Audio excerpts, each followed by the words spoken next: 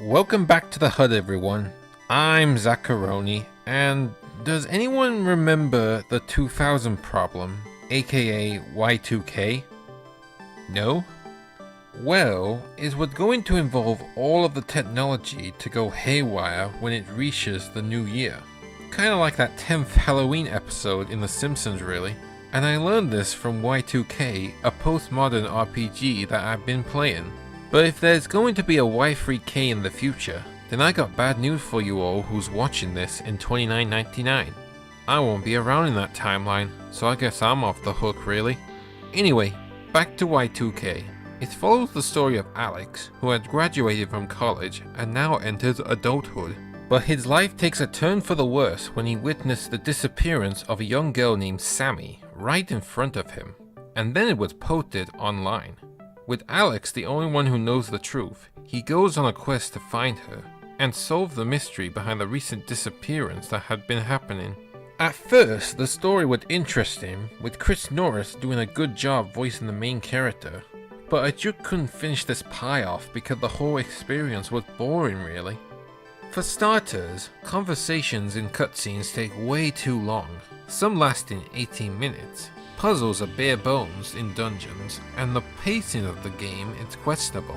Case in point, there's this village that I need to go find a key character, and every time I try to talk to someone to get clues, they force me into a fight. And this happens every time I get new information from a defeated foe or stranger or whatever his or her motivations was. Plus, the lack of a minimap makes things harder to know where I need to go to next. Not even the hint system was that helpful really. But what got me interested in this game at first is the battle system, where it presents itself with microgames to build up the character's attack power. So it's like the Mario RPG games mixed with WarioWare.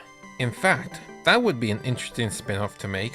But after playing it though, the battles take too long to get through, with attacks that don't have enough kick to them, no matter how big my combos are, making the enemies feel like mini-bosses rather than simple grunts that I can dominate through easily.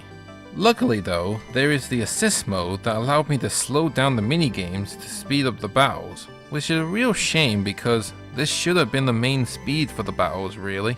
Also, I didn't like how you need to backtrack to a payphone to level up each character in this game, adding a lot more tedious sauce to this already boring game. The only good thing I can say about this game is the soundtrack.